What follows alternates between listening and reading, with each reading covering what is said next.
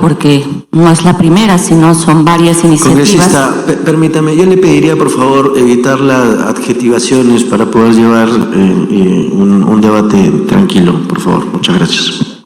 En todo caso diré que estoy ante una propuesta que para mí configura impunidad, como han sido otras leyes que han sido aprobadas aquí en el Congreso. Pero en este caso hay algunas cosas que me llaman la atención. Es una iniciativa que se ha presentado el 30 de marzo del 2026, ha sido derivada como única comisión aquí a la Comisión de Constitución, y tratándose de una reforma incluso en el Código Penal, nunca debió derivarse acá, debió haber ido a la Comisión de Justicia y Derechos Humanos, incluso en términos de forma, si queremos que las comisiones aborden los temas de especialidad. Pero ha sido ya dictaminada, cuando hay tantas otras iniciativas que están hace muchísimo tiempo y que ni siquiera son abordadas, pero estas se hacen con la prontitud, la rapidez que creo que responde al espíritu que he mencionado al inicio. Entre algunas de las cosas que quiero mencionar, presidente, es que, si bien es cierto en el texto del dictamen, intenta justificarse la dación de esta propuesta bajo la ley 32107, que ha tenido como base el fallo del Tribunal Constitucional, ¿no es cierto?, en el cual confirmó la constitucionalidad de esta ley, digamos, una ley que además ha sido cuestionada, incluso inaplicada por algunos jueces que además han sido quejados abiertamente, incluso se han solicitado sus salidas, incluso un juez por la Junta Nacional de Justicia, por haber hecho una expresión ante una instancia supranacional de derechos humanos, lo han destituido. Entonces ha habido una orientación de que los jueces ni siquiera apliquen un principio de convencionalidad o manejen un criterio de conciencia sobre casos que han ocurrido en nuestro país. Y esta es una propuesta que, para evitar precisamente que se generen en todo caso estas posibilidades de control de convencionalidad, criterios que cualquier juez en el país, en el marco de sus atribuciones, debería tener, evitar a toda costa ese nivel para que de manera inmediata los casos se apliquen y entonces el efecto sea que quienes están siendo investigados, sentenciados o cuyos casos están tramitándose por delitos de crímenes de lesa humanidad no respondan ante la justicia. En el desarrollo del dictamen, además, y teniendo en cuenta que esa es la orientación de la propuesta, digamos, algunas entidades, como el caso del Ministerio de Justicia, MINIT, MINDET, han opinado que no están de acuerdo con la propuesta. Sin embargo, sí hay opiniones hasta de asesores del despacho del autor de la propuesta que validan esta iniciativa. Hemos llegado hasta ese nivel. Y lo que además me preocupa, presidente, porque claro, permite, digamos, dar una herramienta legal para que quien está enfrentando una investigación, una sentencia, pueda librarse de sus casos y no responda a la justicia, no hay absolutamente ni una palabra de las víctimas. Porque en estos casos que se han tramitado en el país y existen, y son casos determinados, hay víctimas, hay personas que han sido víctimas por estas graves vulneraciones, violaciones a derechos humanos, y que en el marco, pues, de lo que se entiende el sistema internacional, los jueces han venido configurando para evitar que haya un Estado que deje abierta la posibilidad de una puerta de impunidad. Y a esto quiero expresar además otra preocupación que tengo, porque además se está intentando definir lo que significa ataque generalizado o ataque sistemático. No se recoge en estas dos configuraciones lo que en el marco de la Corte Penal Internacional se señala. Se está intentando generar una restricción sobre esta definición. Incluso se está llegando a decir, por ejemplo, el tema de política de gobierno, cuando en el marco de la Corte Penal Internacional se habla de política de Estado.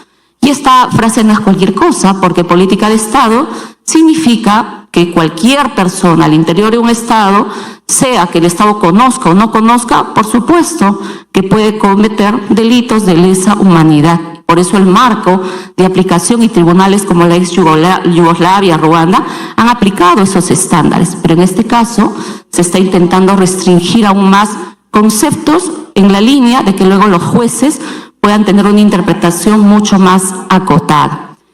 Y finalmente, presidente, a mí también ya me preocupa, digamos, los casos ahora. Si bien es cierto, esto va a tener un objetivo que es, entiendo el objetivo del autor de la propuesta, que es terminar de liberar de los casos a quienes hoy enfrentan ya investigaciones y juzgamientos, también hay que recordar que hay casos que se han cometido durante el gobierno de la señora Dina Boluarte. Y estos casos, por supuesto, van a tener un efecto con la nueva aplicación que se está dando.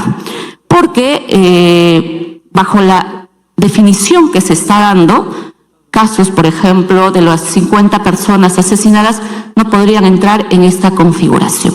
Entonces, no es solo una propuesta, digamos, que apunta, digamos, a consolidar niveles de imposibilidades para los jueces no apliquen justicia, no es cierto, y puedan determinar responsabilidades a aquel mal agente que haya utilizado de modo arbitrario o haya cometido una situación grave calificada como posible delito de lesa humanidad o crimen de lesa humanidad, sino también su efecto puede tener para adelante y para otros casos. Y lamento sinceramente que una propuesta de esta naturaleza, presidente, se aborde en una comisión de Constitución cuando en esta propuesta debió abordarse en la Comisión de Justicia, incluso por la naturaleza y la especialidad que tiene, pero bueno, ustedes definen dónde van las iniciativas, definen cuáles son las prioridades, y creo que este es un mensaje que consolida lo que muchas veces hemos dicho, que es generar un mensaje de impunidad y de no permitir que las víctimas accedan a justicia. Y aplicarlo de esta manera, basándose sobre una sentencia del Tribunal Constitucional, que seguro ese es uno de los argumentos que se utiliza, no da ningún mensaje para que se esclarezcan temas, no da un mensaje para que las víctimas accedan a verdad, no da ningún mensaje de eso. El mensaje es todo lo contrario. Gracias, presidente. Damos la bienvenida al congresista José Williams, a la congresista Adriana Tudela. Congresista Rapiliosi, adelante.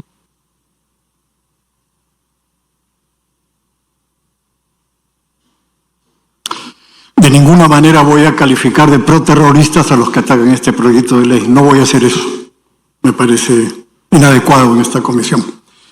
Lo que digo es que, en primer lugar, este proyecto de ley responde a una explícita recomendación del Tribunal Constitucional. Cuando el Tribunal Constitucional declaró constitucional la ley 30.107 sobre lesa humanidad y dijo que el concepto de lesa humanidad solo podía aplicarse a partir del año 2002, señaló que en el Código Penal no existía este delito y entonces se estaba aplicando de manera completamente irregular, que es lo que ha venido ocurriendo. No hay una sola sentencia, ni una sola acusación de fiscales diciendo que hay culpables del delito de lesa humanidad, que diga por qué ese delito X, Y, Z es de lesa humanidad. No existe. Simplemente no fundamentan por qué el delito del cual acusan a una o varias personas es de lesa humanidad. Con toda impunidad acusan de un delito gravísimo a militares y policías, porque hay que recalcar: todas las acusaciones y sentencias por delitos de lesa humanidad son solo para militares y policías que combatieron y derrotaron al terrorismo, nunca para los terroristas criminales que asolaron el país, jamás. Solamente han aplicado esto contra los militares y policías que derrotaron al terrorismo. Entonces, el Tribunal Constitucional, con buen criterio, dice: definan el delito de lesa humanidad e incorpórenlo al Código Penal. De tal manera que cuando alguien sea acusado de haber cometido este delito, como existe en todas partes del mundo, en todos los delitos penales, esté precisado qué cosa es el delito. porque es increíble que se acuse a personas por un delito que no existe en el Código Penal. ¿Y qué cosa es lo que hace este proyecto? Recoge exactamente lo que dice el Tratado de Roma. Y aquí quedan desenmascarados todos aquellos que insisten en aplicar la lesa humanidad de manera arbitraria e injusta a los policías y militares que derrotaron al terrorismo. Porque estamos recogiendo acá en este proyecto lo que dice el Tratado de Roma, que es lo que da origen al delito de lesa humanidad. Es decir, ataque generalizado o sistemático, ataque a una población civil y conocimiento de parte de la gente. Un homicidio, por ejemplo, es un crimen horrible, pero no es un delito de lesa humanidad. Solamente es un delito de lesa humanidad cuando se da en un contexto determinado, cuando hay una política gubernamental destinada a exterminar a un grupo humano, por ejemplo.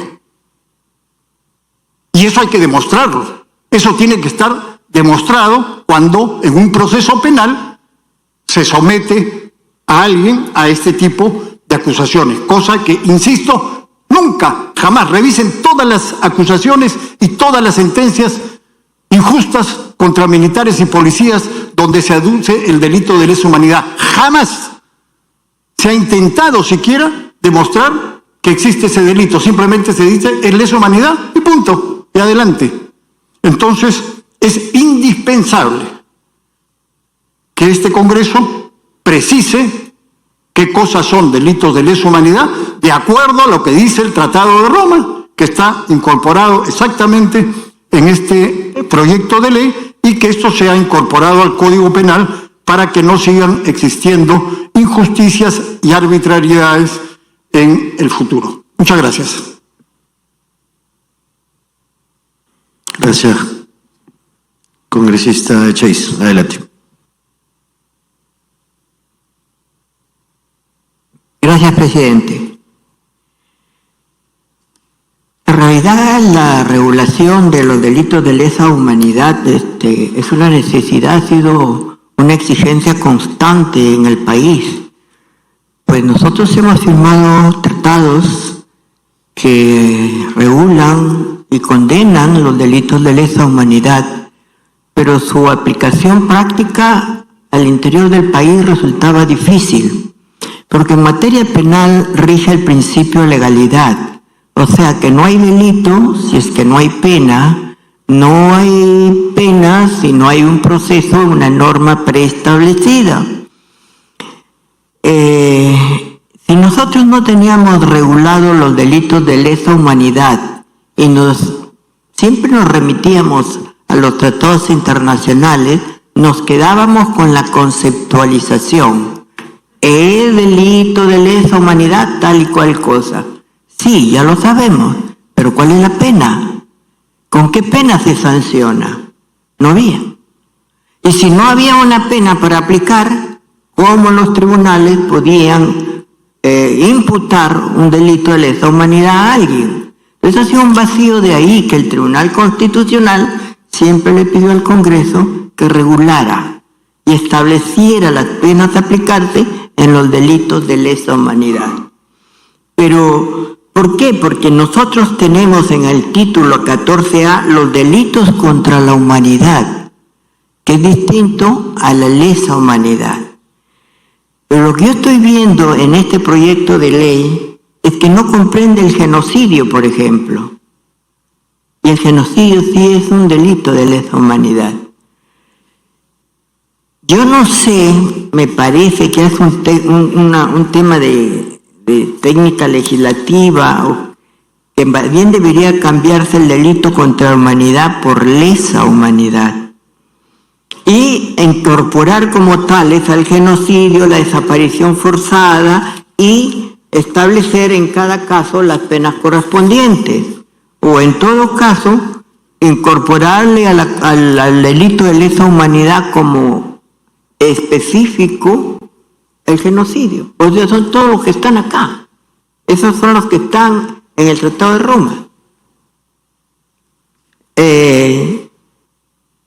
Yo creo que hay que revisar un poquito ese tema de cómo cómo se va a incorporar en el Código Penal y como un capítulo adicional, porque el genocidio está dentro de los delitos contra la humanidad.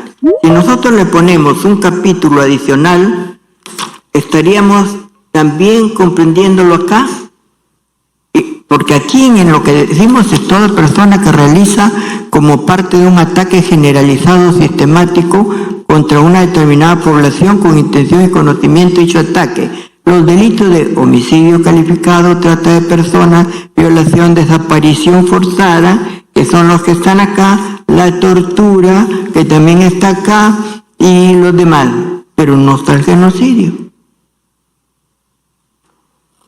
Y esto es todo lo que constituye la lesa humanidad, ¿no debería ir el título adelante?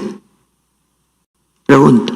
Eso es un comentario, una reflexión que hago en términos generales a efecto de poder compatibilizar la propuesta que nos trae y que de una vez quede zanjada o se llene este vacío u omisión que ha existido a través de los tiempos en nuestro país. Por eso es que siempre reclamamos, ¿por qué lesa humanidad? Si en el Perú eso no está condenado.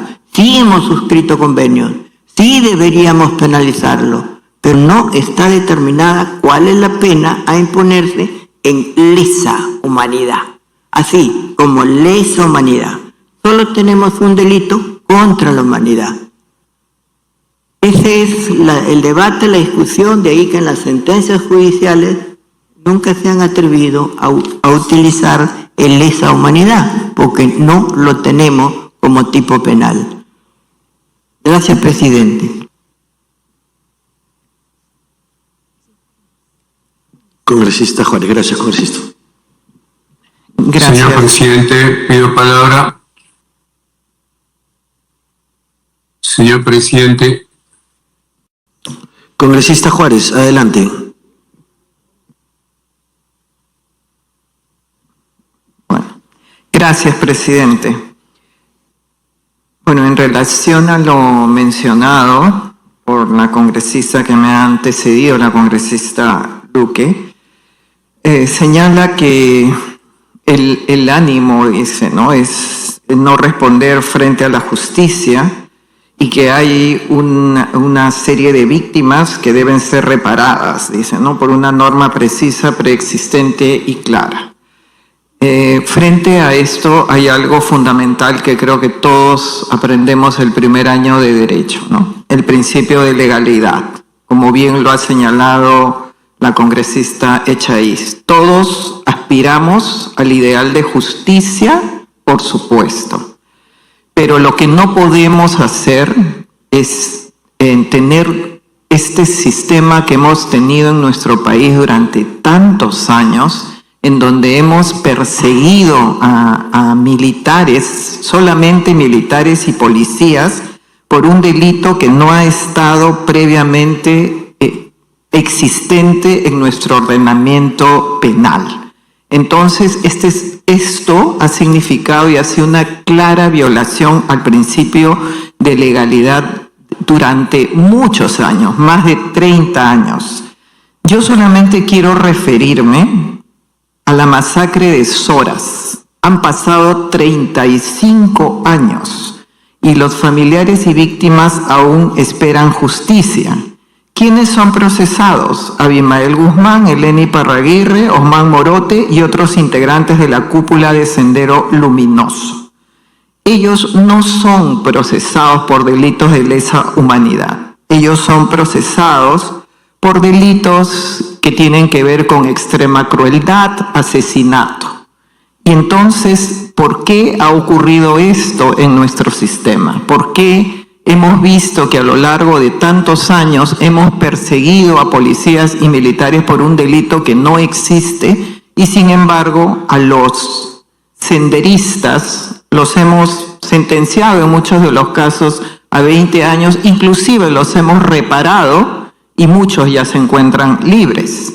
El 16 de julio de 1984, una columna senderista al mando de Víctor Quispe Palomino, camarada José, asaltó en el paraje de Santococha, Lucanas, un ómnibus de la empresa Expreso Cabanino con 22 pasajeros varones fueron ejecutados inmediatamente en ese paraje.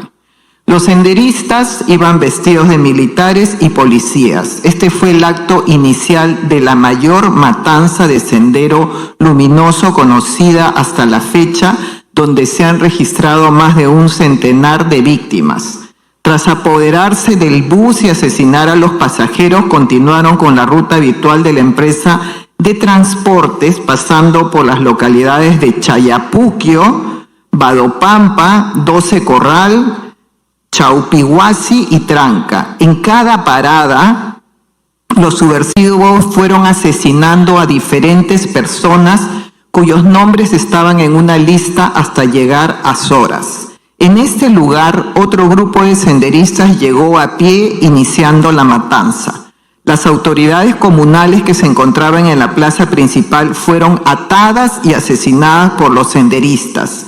En la pared del municipio dejaron escrito con sangre: así mueren los soplones. 109 personas, varones y mujeres, fueron asesinados en un solo día. ¿Qué es lo que dicen las víctimas sobrevivientes de la masacre después de 35 años? Antes éramos felices, pero todo cambió y ya nada volvió a ser como antes. Esta víctima perdió a su padre en noviembre de 1983. En el 2012, la Fiscalía Supraprovincial de Ayacucho formuló denuncia de asesinato con gran crueldad. Acá no hubo el delito imputado de lesa humanidad. Que nos expliquen por qué esa diferencia, por qué se persiguió de manera indiscriminada y de manera absolutamente injusta a policías y militares.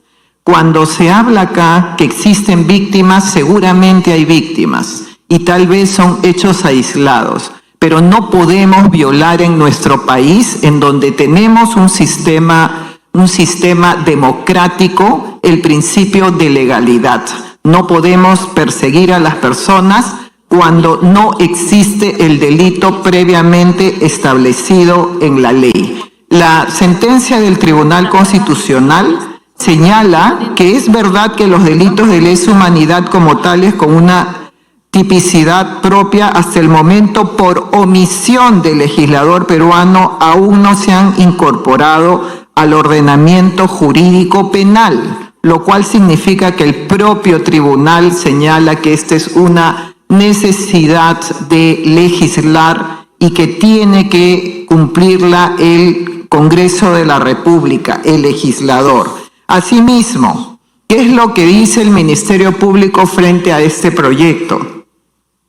Considera que el proyecto es viable. El Ministerio Público, el defensor de la legalidad, el titular de la acción, y que es necesaria la incorporación de los delitos en el Código Penal. Hace algunas precisiones respecto a la necesidad de la tipificación de las conductas y la precisión de los elementos contextuales de los delitos, de conformidad con el Estatuto de Roma y también de conformidad con la exhortación que hace el Tribunal Constitucional de legislar en esta materia. Asimismo, destacados constitucionalistas, como por ejemplo o penalistas, el doctor Arsenio Oré, considera que el Tribunal Constitucional ha zanjado los temas de imprescriptibilidad y aplicación temporal del Estatuto de Roma, y en esa sentencia se hace referencia a la necesidad de cumplir con la tipificación de los delitos de lesa humanidad. Así tenemos una gran cantidad de opiniones a favor, porque creo que ya basta, porque nosotros tenemos que acostumbrarnos no a la persecución, sino a una verdadera justicia. Gracias, presidente. Muchas gracias, congresista. Congresista Adriana Tuela. Gracias, presidente. Yo coincido con lo que ha señalado la congresista Juárez y el congresista Rospigliosi. También coincido con lo que señala la congresista Echaíz. Y creo que es importantísimo que tengamos este debate para poder darle un contenido claro a este delito que ha sido utilizado lamentablemente durante los últimos años arbitrariamente, porque se ha aplicado sin tipificación previa y además siempre se ha aplicado con una motivación política detrás. Creo que es importante que identifiquemos también quién es el sujeto activo del delito, porque en el Perú se acusa únicamente a actores gubernamentales o actores estatales de los delitos de lesa humanidad. Como ha señalado la congresista Juárez, a miembros de organizaciones terroristas jamás se les aplica la figura. Entonces creo que eso es algo que también debe formar parte del debate para que aclaremos quiénes son los que pueden cometer o no cometer un delito de lesa humanidad. Y lamentablemente, si no hacemos esto, esta figura va a seguir siendo utilizada políticamente para mantener juicios abiertos hasta el infinito, sin ningún tipo de seguridad jurídica para las personas. Y creo que es importantísimo nuevamente que tipifiquemos esta figura para que sea aplicada de manera correcta y haya efectivamente justicia, porque la persecución no es justicia. Mantener un juicio abierto durante 30, 40, 50 años no es justicia. En todos los países del mundo existe la figura de la prescripción, porque si uno no puede probar un delito en un periodo razonable de tiempo, eso deja de ser justicia y se convierte en persecución política. Gracias. Gracias, congresista. Congresista Ruth Luque. Sí, presidente. Siempre para justificar propuestas de esta naturaleza se recurre de manera insistente al tema del principio de legalidad. Y creo que para aclarar algunos puntos hay que señalar que las organizaciones terroristas, como las que hoy día han mencionado y he hecho mención a algunos casos, si uno revisa de manera detallada las sentencias, los jueces han considerado que se tratan de graves violaciones a derechos humanos.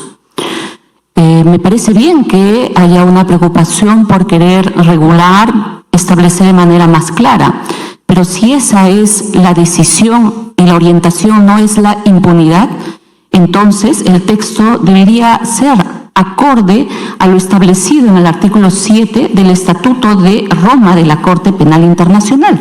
En el artículo 7 de crímenes de lesa humanidad, no solamente hay un detalle de lo que se entiende crimen de lesa humanidad, además está definido a qué se refiere el tema de ataque hacia una población civil, exterminio, esclavitud, etcétera, y un conjunto de temas donde incluso se habla de políticas de Estado y de distinta naturaleza. Y de hecho, lo señalado en el Estatuto de Roma de la Corte Penal Internacional ha permitido a otros estados, a los casos de Yugoslavia, Ruanda y otros, poder precisamente como estados no dejar que casos graves de vulneraciones, de violaciones a derechos humanos o crímenes de lesa humanidad queden simplemente sin que el Estado responda y no se haga nada, porque precisamente se trata de situaciones que no han solo dañado a una persona, sino han dañado población civil y han dañado, digamos, más allá de un pequeño sector.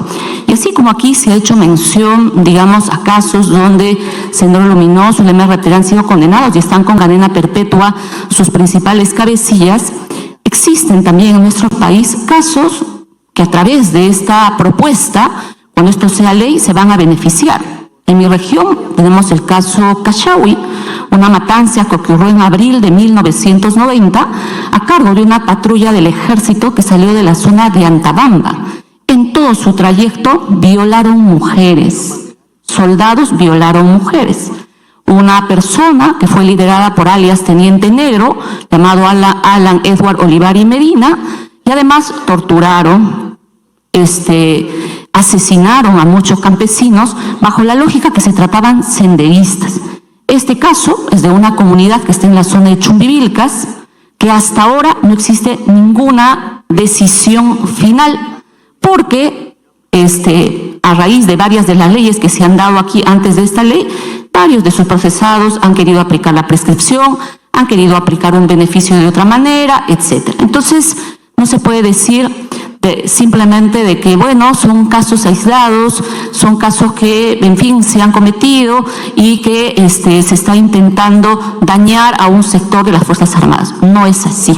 Lo que ha sucedido en el país es que han habido malos agentes de las Fuerzas Armadas, de las Fuerzas del Orden y en otros casos fuerzas combinadas que han excedido el marco de su función, porque no estaba en su política violar mujeres, no estaba en su política asesinar niños, como ha sucedido, por ejemplo, en la matanza de Lujmahuayco en septiembre de 1984, donde hubieron más de 10 niños que fueron masacrados y destrozados por fuerzas combinadas. Entonces, si hoy me dicen de que esto, digamos, permite el principio de legalidad, será el principio de legalidad para legalizar la impunidad, pero de ninguna manera se puede pretender señalar que los casos donde son principalmente víctimas de comunidades campesinas, de comunidades de zonas de extrema pobreza, digamos, no van a ser perjudicadas, porque por supuesto familias que han estado por tantos años persiguiendo y exigiendo un mínimo de justicia para que determinados agentes respondan, se van a librar con este tema. Entonces, si ustedes quisieran hacer las cosas bien, entonces, por lo menos la redacción que sea de acuerdo a lo que señala el Estatuto de Roma de la Corte Penal Internacional. Sin embargo, aquí se están introduciendo incluso contenidos y conceptos que no tienen absolutamente nada a ver con el Estatuto de Roma de la Corte Penal Internacional. Se están introduciendo textos, por ejemplo, como política y gobierno. Eso no lo menciona el Estatuto de Roma. Se está intentando reducir el concepto de ataque generalizado y sistemático, ni siquiera diferenciándolo, sino diciendo ataque generalizado o sistemático, como si fueran dos cosas de la misma naturaleza y el mismo concepto de delito de lesa humanidad. Entonces, ya no es solamente, digamos, de que se está alentando o buscando, digamos, usar el principio de legalidad para generar, digamos, que varios personajes salgan libres de sus casos, como ha salido el caso del señor Daniel Urresti, porque el señor Daniel Urresti no es inocente. El señor Daniel Urresti ha salido gracias a una ley que se ha dado aquí en el Congreso, el asesinato del periodista Hugo Bustios.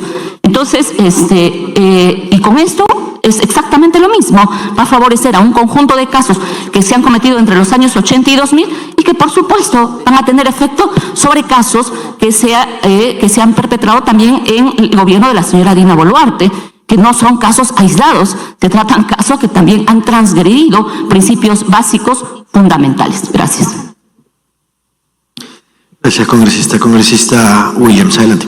Gracias, presidente. Presidente, yo creo que tipificar un delito que no está en nuestro ordenamiento jurídico es necesario. Y es necesario porque con eso se va a evitar la discrecionalidad que se ha dado hasta el momento. Porque se ha enjuiciado a militares y a policías por delitos como el homicidio calificado, agravado, culposo y otros más, y los han colocado todos dentro de la calificación de lesa humanidad. Y esto obedece a muchas razones, ¿no? Entre ellas, obviamente, está la politización, la parte ideológica, y no se ha tomado en cuenta, presidente, situaciones que se dieron en la década del 80, como por ejemplo el carácter de la operación, el carácter de la emboscada, la emoción que puede haber en el soldado, la forma de reaccionar de la persona, jóvenes que no pertenecían necesariamente a los lugares que están en estado de emergencia, sino que venían de la costa, de la costa, de la selva, ¿no? Entonces, y en una guerra donde no existía la experiencia en la región, en Latinoamérica, ¿no? Y menos en Sudamérica, de combatir a un terrorismo como el de Sendero Luminoso que se camuflaba dentro de la población. O sea, genera una serie de problemas, ¿no?, que no se han tenido en cuenta en los procesos judiciales, porque han pasado por encima, porque lo que se quería era castigar, ¿no? Si hubieran sido juicios donde se hubieran tenido en cuenta todo lo que estoy citando y la responsabilidad que también le competía al gobierno, a los gobiernos de ese tiempo, porque obviamente las decisiones son de carácter estratégico, son de carácter político, tienen que ver con situaciones que se han presentado en otros lugares del mundo, ¿no? Entonces nada de eso existió, colocaron a militares y a policías a que se enfrenten a una situación nueva y tuvieron ese problema. Entonces, tampoco fueron estos procesos juiciados por la justicia militar, Por lo menos en la justicia militar se conoce cuáles son las características de una operación y una serie de cosas más que estoy citando. Y lo que sucedía en la década del 80 y 90, que obviamente no es lo mismo que sucede después del 2000 o 2015. Entonces eso es necesario, debía haber sido necesario tener en cuenta, y por eso hubo esa discrecionalidad que digo, y entonces se ha agarrado a todo el mundo y los han metido ahí, inclusive a comités y a comités de autodefensa y rondas campesinas, en juicios que ya andan por los 38 años. Finalmente, presidente, los terroristas no son enjuiciados por lesa humanidad. Ellos salen con 20 años, 18 años, 22 años como máximo. Mientras que los otros, militares y policías, salen con 25, 30 y hasta a veces más. Entonces hay una diferencia que se tiene que corregir, y yo pienso de que esta es una manera correcta de comenzar a ordenar las cosas después de tanto tiempo. Gracias, presidente. Gracias, congresista. Hola, bienvenido al congresista Alejandro Muñante. Congresista Isaac Mita, adelante. Muchas gracias, señor presidente. Me parece interesante el tema porque se trata de mejorar, ¿no es cierto?, el Código Penal, el Código Penal sancionatorio. Pues en realidad también, como ha dicho la doctora Echaías, pues acá hay una cuestión de tratados internacionales y convenios internacionales en la cual Perú es parte de ello y por lo tanto se tendría que respetar. Y eso creo que dentro de la democracia, como se dice, se trata pues de construir la paz social. En este caso, en aras de construir la paz social, pues no se podría poner posiciones realmente que posiblemente favorecer a un determinados grupos sociales o personas, sino acá se tendría que hacer un código penal que realmente resuelva el problema, el conflicto social, y que sancione a aquellos responsables en realidad. Y además también pienso que no hay esa persecución como están algunos colegas dicen que hay persecución. Nosotros lo que vemos, una cosa es la demora judicial, eso es otra cosa. La demora judicial que no juzga aquellos responsables que han cometido crímenes de esa, porque en los derechos humanos se habla que, por ejemplo, en los crímenes que ha habido en Barrios Altos, la Cantuta, pues se ha considerado como parte de crímenes de lesa humanidad.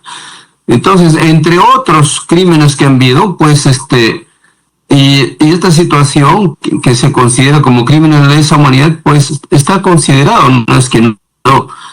Quizás sí hay que mejorar, pero no podemos, en este caso también, este tema, politizarlo, porque como lo han dicho algunos colegas, pues que esto tiene que realmente resolver la paz social en el cual nos lleve, ¿no es cierto?, que podamos todos, al menos, vernos como personas y como seres humanos, pero no el trato y la forma como ha venido históricamente, ¿no es cierto?, a un grupo de determinadas personas, como las comunidades, como, ¿no es cierto?, se ha discriminado, y fácil es también hacerle responsable a ellos, pero sin embargo a otros grupos que son autores intelectuales, autores que han cometido crímenes, no se les responsabiliza. Entonces, en el fondo el problema es judicial, ¿no? La persecución no es que para nosotros, para mí personalmente, no existe, porque en realidad es el problema, yo creo que acá tendría que los jueces acelerar los procesos de investigación, más que nada eso, ¿no? Y por ello creo que lo que en el fondo lo que se está buscando es la impunidad, que todos aquellos que cometen crímenes, eso también hay que tener en cuenta, y estamos de acuerdo también que sí hay que mejorar el Código Penal a fin de que esto realmente resuelva los grandes conflictos sociales que existen en nuestro país, ¿no? Gracias, señor presidente. Gracias, congresista Mita. Tiene la palabra el congresista Muñante. Muchas gracias, señor presidente. Trato un poco de comprender a qué se refieren algunos parlamentarios cuando dicen que esto avala la impunidad. Impunidad es lo que pareciera existir hoy justamente frente a casos de homicidios sistemáticos, en las cuales precisamente no se encuentra un tipo penal para poder sancionarlos como corresponde. Eso sí es impunidad. Impunidad no es establecer justamente el tipo penal, la conducta penal ya específica en estos casos, para precisamente sancionar estas conductas con todo el peso de la ley. Lo que se propone aquí son penas no menor de 30 años a cadena perpetua, es decir, es una pena bastante severa cuando se comete los delitos de violación sexual, secuestro, trata de personas, homicidio calificado, desaparición forzada, ¿no? Cuando estos delitos se dan de forma generalizado o sistemático, y también el propio artículo explica cuando estamos ante un ataque generalizado o sistemático, que es precisamente lo que lo diferencia de un delito común. Cuando estos delitos comunes como violación sexual, secuestro, trata de personas, homicidio calificado se da en un contexto de un ataque generalizado o sistemático, se convierte entonces en un delito de lesa humanidad y la pena es no menor de 30 años a cadena perpetua. Y además algo muy importante, estos delitos de lesa humanidad siempre tienen que estar dirigidos contra la población civil, que es algo que justamente a algunos le puede causar escozor, ¿no es cierto? Porque claro, cuando se dirige contra grupos armados beligerantes o hostiles, allí no se aplicaría, pero como estamos estableciendo que es contra la población civil, allí quizás algunos temas ideológicos saltan a la luz, ¿no es cierto? Entonces, señor presidente, yo realmente trato de comprender un poco dónde es que está la impunidad en estos casos.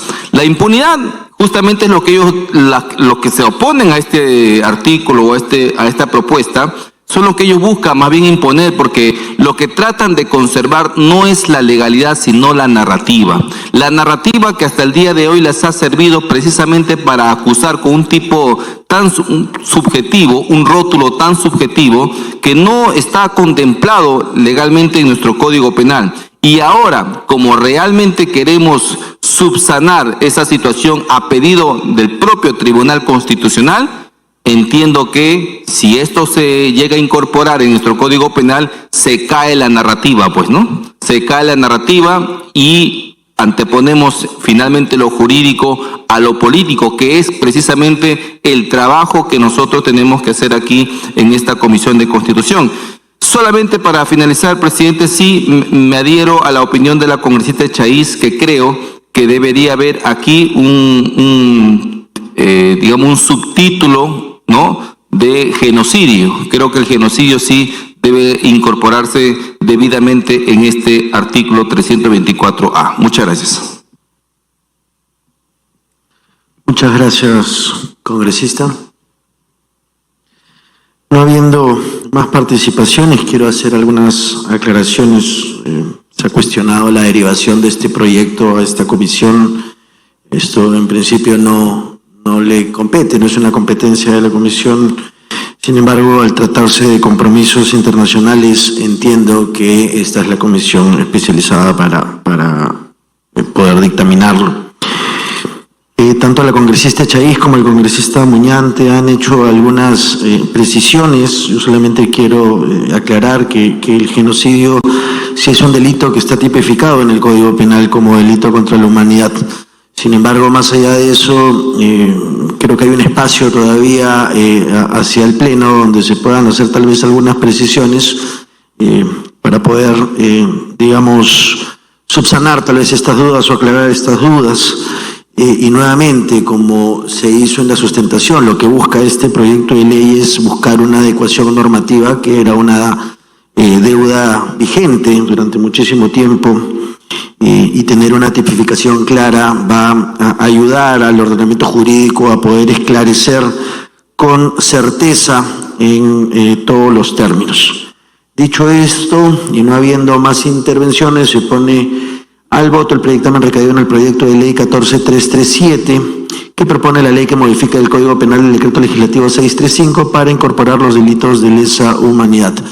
Damos la bienvenida al congresista Wilson Soto. Secretaria técnica, por favor, sírvase llamar a los congresistas miembros de la comisión para que emitan su voto. Con su venia, señor presidente, procedemos a llamar a los señores congresistas para registrar el sentido de su votación, el predictamen al que usted hizo referencia. Alegría García. A favor. Alegría García, a favor. Aragón Carreño. Aragón Carreño. A favor. Aragón Carreño, a favor. Lizar Saburu. Lizar Saburu. Lizar Saburu. Lizar Saburu. A favor. Lizar Saburu. Lizar Saburu, a favor. Aguinaga Recuenco. El congresista Alejandra Aguinaga Recuenco manifiesta su voto a favor a través del chat de la plataforma. Aguinaga Recuenco, a favor. Juárez Gallegos. A favor. Juárez Gallegos, a favor. Moyano Delgado. A favor. Moyano Delgado, a favor. Rospigliosi Capurro. A favor. Rospigliosi Capurro, a favor. Elías Ábalos. Elías Ábalos. Camones Soriano. Camones Soriano. Se da cuenta de la licencia presentada por el congresista Cabero Alba. Calle Lobatón. Calle Lobatón. Juárez Calle. Juárez Calle.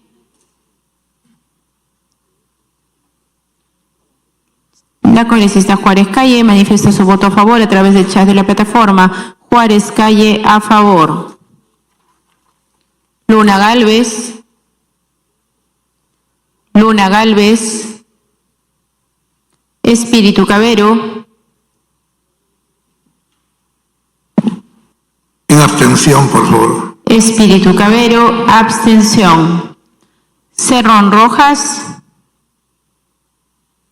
Cerrón Rojas en contra. Cerrón Rojas en contra.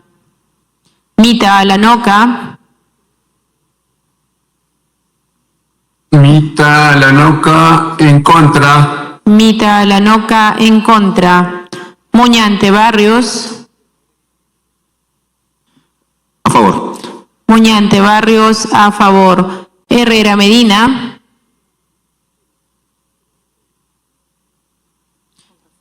La congresista Herrera Medina manifiesta su voto a favor con reservas. Herrera Medina, a favor con reserva. Medina Minaya.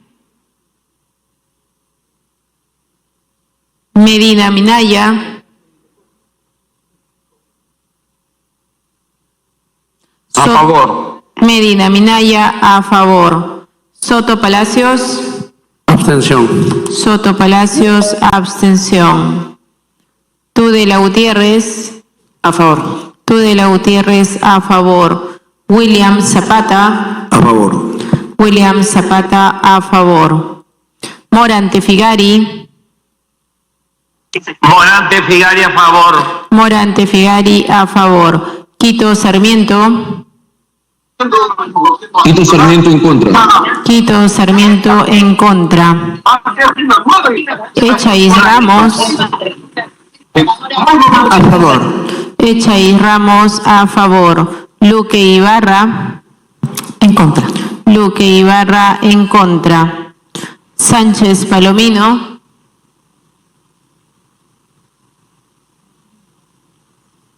Sánchez Palomino.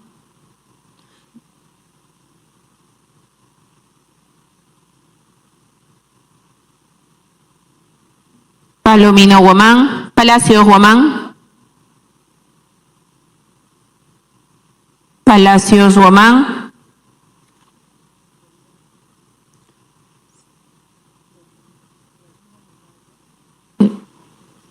Segundo llamado de los congresistas titulares. Elías Ábalos.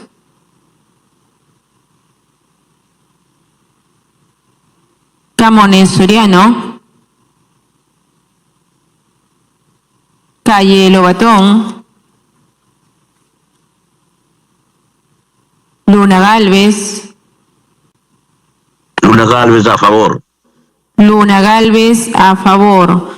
Se da cuenta del cambio de voto a través del chat de la plataforma del congresista Medina Minaya a abstención. Medina Minaya en abstención. Sánchez Palomino. Palacios Guamán.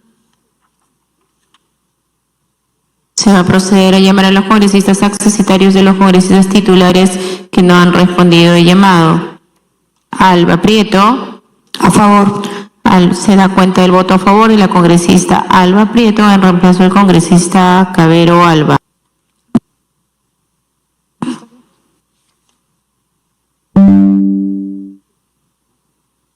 Señor presidente, habiendo finalizado el llamado de votación de los señores congresistas, se tiene registrado 16 votos a favor, 4 votos en contra, 3 abstenciones. En consecuencia, el predictamen ha sido aprobado por mayoría.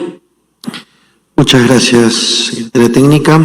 Señores congresistas, conforme al registro de votos anunciado, el dictamen ha sido aprobado por mayoría.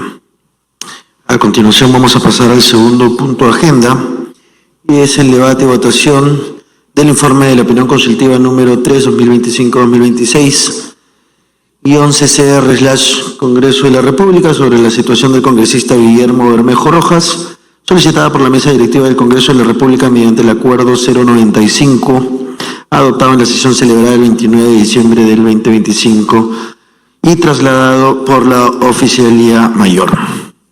Señores congresistas, de conformidad a lo dispuesto en los artículos 34 y 71 del reglamento del Congreso, corresponde a esta comisión absolver consultas especializadas que sean formuladas en materia de su competencia. En ese marco, mediante el acuerdo de la mesa directiva, se nos ha solicitado emitir una opinión consultiva respecto a la situación jurídica del congresista Guillermo Bermejo Rojas.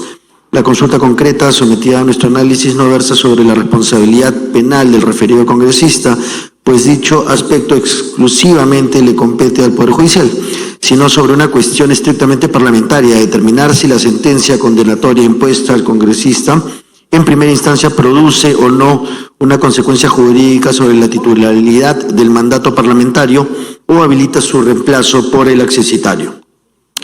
Al respecto, la respuesta a la que ha llegado la Comisión luego del análisis constitucional, reglamentario y jurisprudencia correspondiente es objetiva y jurídicamente clara. La ejecución provisional de una sentencia penal en primera instancia no produce efectos jurídicos en el ámbito parlamentario mientras dicha sentencia no haya adquirido firmeza. Nuestro orden constitucional protege de manera reforzada el mandato parlamentario. Por un lado, el artículo 95 de la Constitución establece que el mandato legislativo es irrenunciable y por otro, el artículo 134 de la Constitución incorpora una cláusula de cierre al disponer expresamente que, fuera del supuesto de disolución del Congreso, no existe otras formas de revocatoria del mandato parlamentario. Esto significa que la representación popular no puede verse alterada por interpretaciones extensivas, analógicas, presiones mediáticas ni coyunturas políticas. Solo puede modificarse en los supuestos expresamente previstos por la Constitución y el reglamento del Congreso. Sumado a ello, el desarrollo de este mandato constitucional lo encontramos en el artículo 15 del reglamento del Congreso, que establece de manera taxativa las causales de vacancia del cargo de congresista, y ninguna de ellas calza con el caso materia de la consulta, pues no existe fallecimiento, no existe inhabilitación física o mental permanente, no existe inhabilitación política ni tampoco existe destitución derivada de un juicio político. Por tanto, desde la perspectiva de la vacancia, la conclusión jurídica es inequívoca: el mandato parlamentario subsiste. Ahora bien, podría plantearse una segunda interrogante: ¿corresponde entonces su reemplazo por el accesitario? La respuesta nuevamente es negativa, pues el artículo 25 del reglamento del Congreso existe expresamente un presunto jurídico objetivo: la existencia de una sentencia judicial firme, no una sentencia en primera instancia, no una sentencia ejecutable provisionalmente, ni tampoco una sentencia paliada. En consecuencia, el congresista, al encontrarse la sentencia condenatoria impuesta al congresista Bermejo en calidad de impugnada y pendiente de resolución definitiva, no aplica el reemplazo por el accesitario. Del mismo modo, tampoco implica el supuesto regulado por el artículo 15A del reglamento del Congreso, en virtud que también hace referencia a la sentencia firme. y aun cuando existiera dicha resolución definitiva no podría ingresar al execitario al involucrar el presente caso un delito de terrorismo, situación en la cual la curul quedaría vacía, lo que se conoce como silla vacía. Por estas razones, el informe que plantea la presidencia de la comisión concluye 3 aspectos fundamentales. Primero, que el mandato parlamentario del congresista resulta subsistente integral mientras la sentencia condenatoria no adquiera firmeza, sin perjuicio de que el ejercicio en materia de la función congresal se vea temporalmente impedido como consecuencia de la privación de la libertad. Segundo, que no procede su reemplazo por el execitario mientras no exista una sentencia firme conforme lo dispuesto en el artículo 25 del reglamento del Congreso. Y tercero, que de adquirir firmeza la sentencia condenatoria por el delito de terrorismo resultaría aplicable lo previsto en el artículo 15A del reglamento, supuesto en el cual tampoco procede el reemplazo por el accesitario, manteniéndose la imposibilidad de la sustitución parlamentaria prevista expresamente en dicha norma. Habiendo concluido con la sustentación, dejo en debate la siguiente opinión consultiva.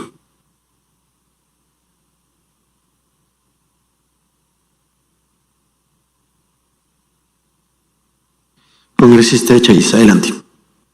Gracias, presidente. A manera de consulta, si el congresista está suspendido en el ejercicio de sus funciones, o sea, está impedido de ejercer sus funciones, ¿cómo queda el personal administrativo de su oficina? ¿Sigue en funciones? Es una pregunta que hago, porque está impedido de ejercer sus funciones.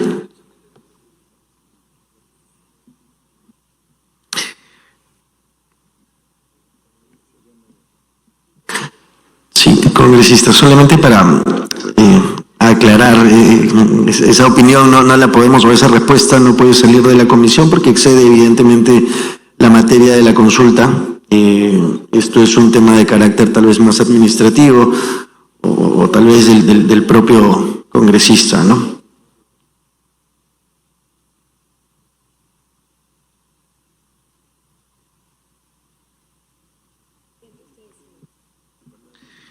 No habiendo más intervenciones, señores congresistas, se pone a voto el informe de la opinión consultiva número 003-2025-2026 sobre la situación del congresista Guillermo Bermejo Rojas, solicitada por la mesa directiva mediante el acuerdo 095-2025-2026 adoptado en la sesión celebrada el 29 de diciembre del 2025.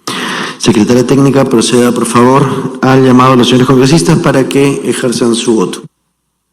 Con su venida, señor presidente, procedemos a llamar el sentido de votación en la opinión consultiva 003/2025-2026 CCR/CR. Alegría García. A favor. Alegría García, a favor. Aragón Carreño. Aragón Carreño. Lizar Saburu. A favor.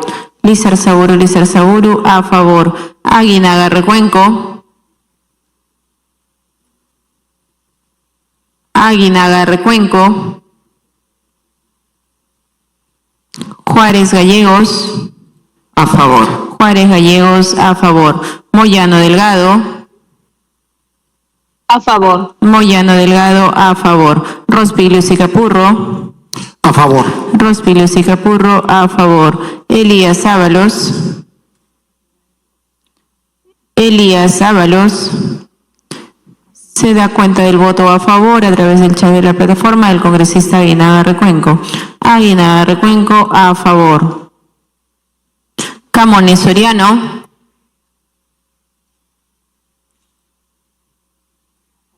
Se da cuenta del voto a favor de la congresista Camones Soriano a través del chat de la plataforma. Camones Soriano, a favor. Ravero Alba con Aragón licencia. Carreño, a favor, presidente. Aragón Carreño, a favor. Calle Lobatón.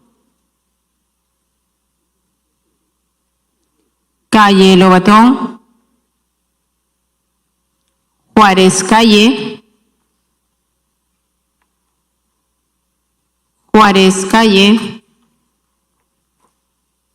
Luna Galvez. Luna Galvez a favor. Luna Galvez a favor. Espíritu Cabero. En contra. Espíritu Cabero en contra. Cerrón Rojas. Cerrón Rojas en contra. Cerrón Rojas en contra. Mita Alanoca.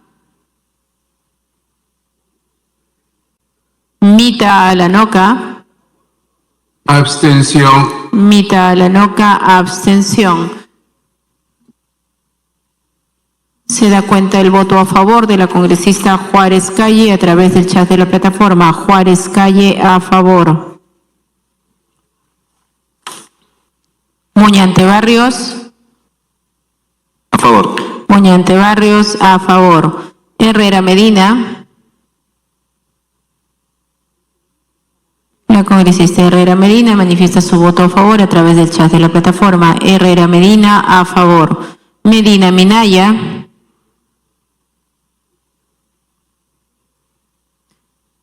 El congresista Medina Minaya manifiesta su voto a favor a través del chat de la plataforma. Medina Minaya a favor. Soto Palacios.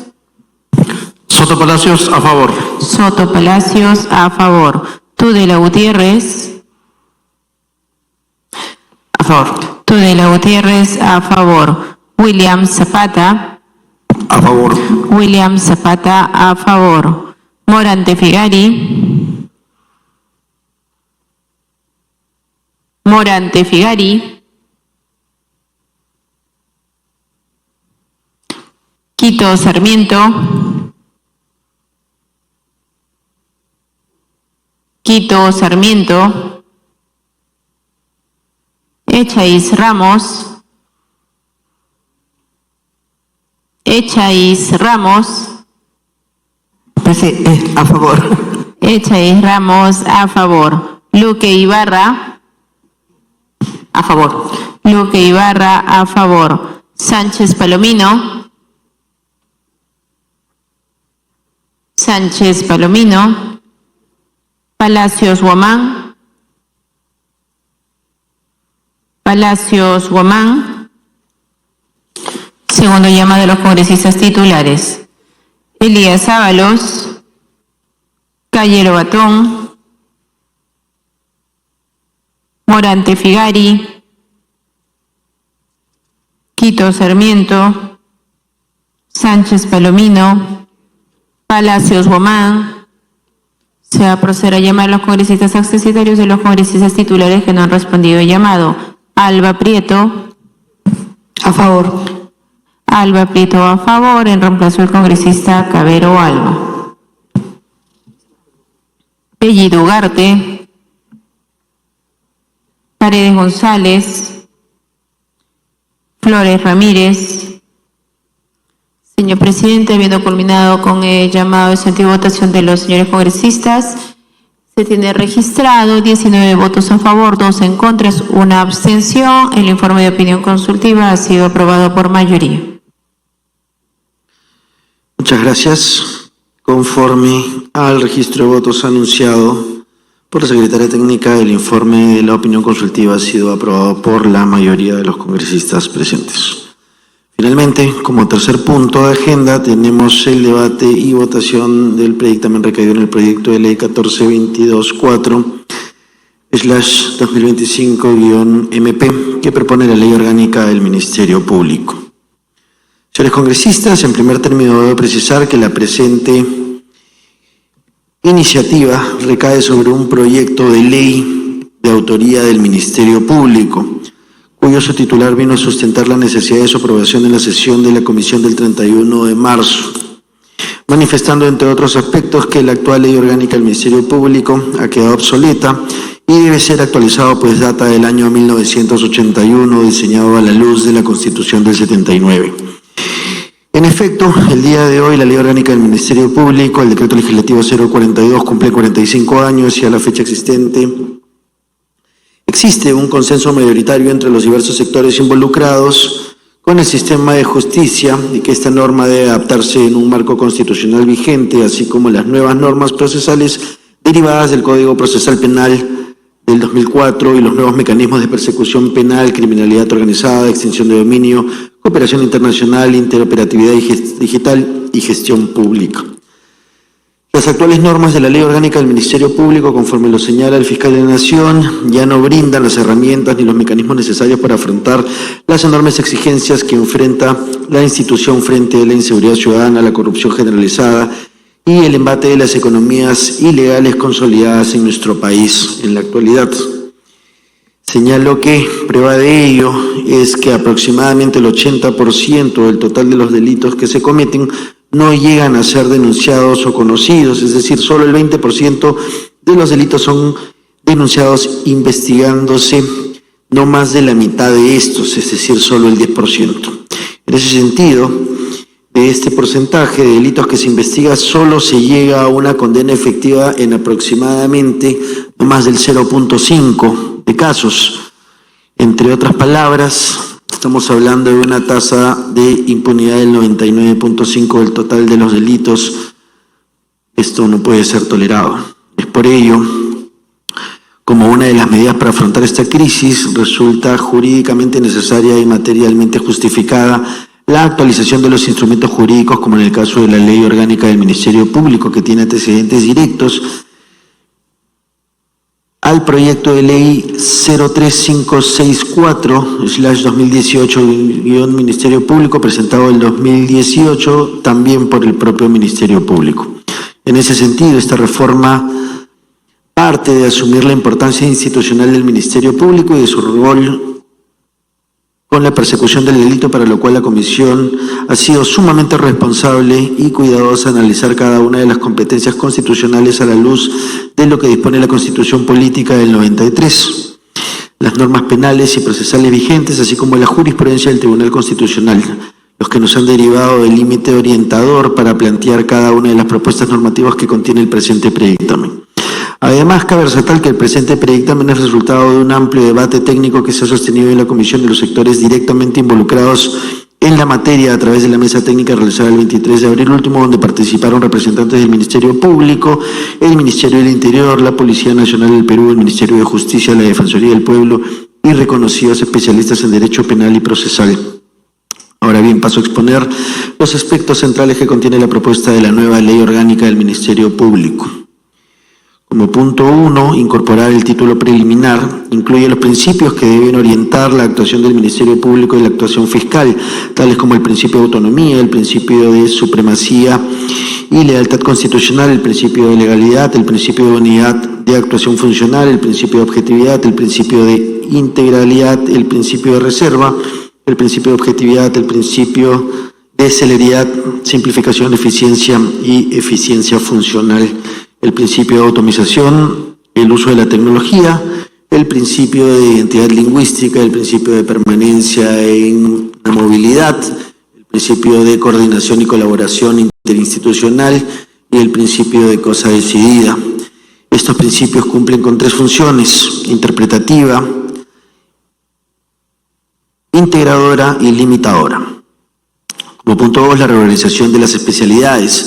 Si bien los recursos humanos son escasos, lo que se busca es que los fiscales dediquen la mayor parte de su tiempo a la persecución del delito contra las diferentes instancias que se tienen. El delito dentro de las competencias delimitadas por el Tribunal Constitucional en la sentencia 150-2025 recaída en los expedientes 006-2024 y el 0014-2024, los cuales han sido acumulados. En dicha línea y partiendo de la propuesta del propio Ministerio Público, se plantea 3 grandes especialidades: la penal, pérdida de dominio y prevención del delito, y dentro de esas, sobre todo en la penal, se mantienen y se crean subespecialidades.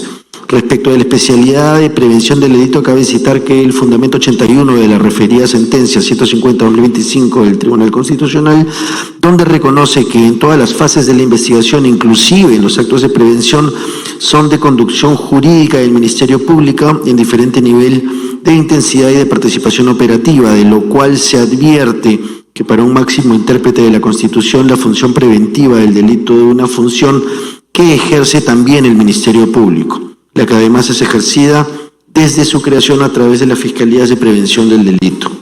Como punto 3, la reorganización de la Fiscalía Suprema. Se amplía su número de 6 a 9 Fiscalías Supremas, quienes reemplazarán a los fiscales superiores coordinadores, asumiendo dichas Fiscalías Supremas el rol de órganos rectores para un subsistema de acuerdo a su especialidad, orientada hacia una labor de actuación de los fiscales, configurando el Ministerio Público como una institución constitucionalmente autónoma, institucionalmente independiente y jerarquizada. Este incremento responde además al aumento de la carga fiscal a raíz de del incremento de la criminalidad. Como punto 4, la reorganización organizacional de la estructura del Ministerio Público y sus órganos de apoyo a la función fiscal. El título 4 se detallan los órganos de gestión de gobierno del Ministerio Público, siguiendo lo planteado por la propia iniciativa legislativa presentada por el Ministerio Público, basada en su organigrama actual. Esta conformación no genera cambios estructurales a la composición del Ministerio Público, sino por el contrario consolida la gestión y gobierno tal como ha venido operando de manera continua cada uno de los órganos de la Junta Fiscal, de la Junta de Fiscales Supremos, la Fiscalía de la Nación, la Junta de Fiscales Superiores y la Junta de Fiscales Provinciales. Se ha precisado que los integrantes de las juntas de fiscales están integrados exclusivamente por fiscales titulares. De tal manera, la titularidad para integrar la Junta de Fiscales va de la mano con el fortalecimiento institucional del Ministerio Público, el uso razonable, proporcional y excepcional de la provisionalidad en los cargos y órganos fiscales.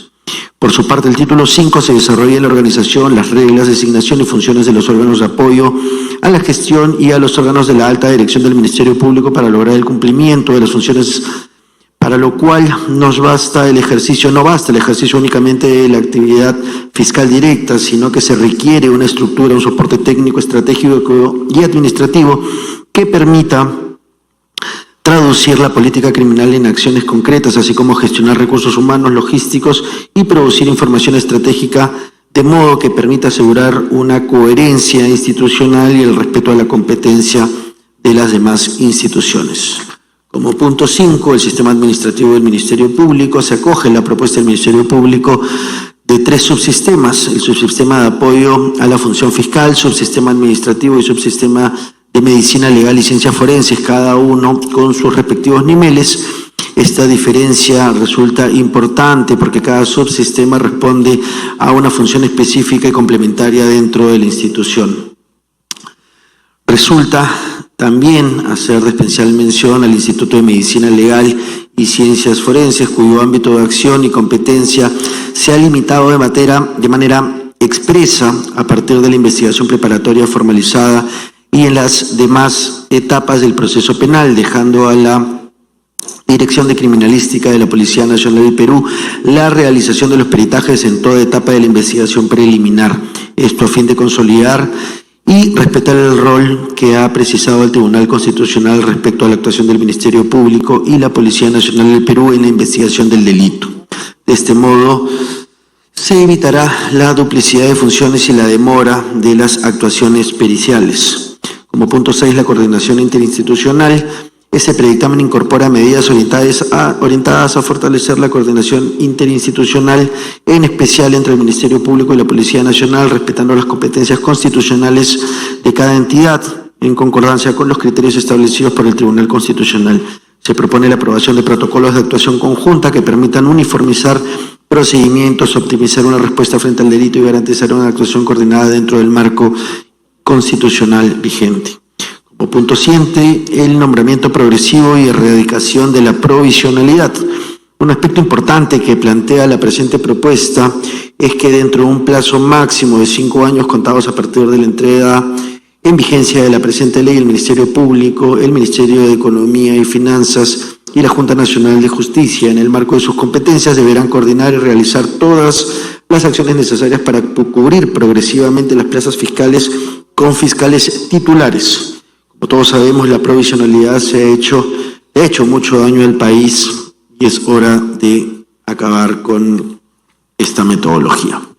Como punto 8, el régimen laboral y los recursos humanos. La presente propuesta no altera el régimen laboral vigente del Ministerio Público, precisando que continúan rigiéndose por la ley de materia de conformidad con las normas del Sistema Administrativo de Gestión de Recursos Humanos y las disposiciones de su ente rector, respetando los regímenes aplicables al sector público, a los servidores del Ministerio Público, según corresponda. Como punto 9, las disposiciones complementarias y transitorias, atendiendo a que las medidas dispuestas por la nueva Ley Orgánica del Ministerio Público necesitan medidas reglamentarias administrativas y de gestión para su implementación, se ha propuesto un vacatio legis de 90 días para su entrada en vigor.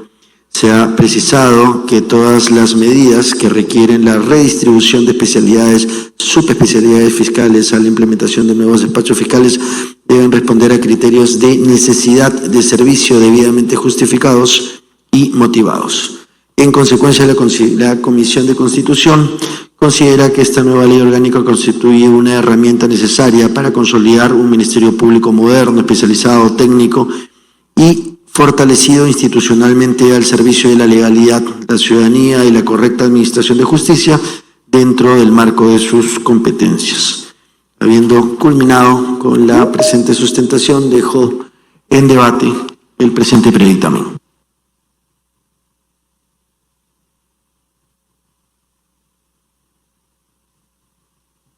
Congresista Wilson Soto. Presidente, muchas gracias. Saludos también a los colegas congresistas presentes aquí. Señor presidente, como sabemos, el sistema de justicia se encuentra en crisis desde hace mucho tiempo. Atrás, producto de ello, se responsabiliza al Poder Judicial y al Ministerio Público y a la Policía Nacional. El creciente imparable de la delincuencia que viene afectando a todo el país y es considerada uno de los problemas más graves que atravesamos. Una de las razones por las que el Ministerio Público tiene dificultades en el cumplimiento de su labor es precisamente, señor presidente, la antigua norma que lo regula, la misma que data de marzo de 1981 y habiendo transcurrido 45 años. Lógicamente se encuentra desfasado y requiere su actualización.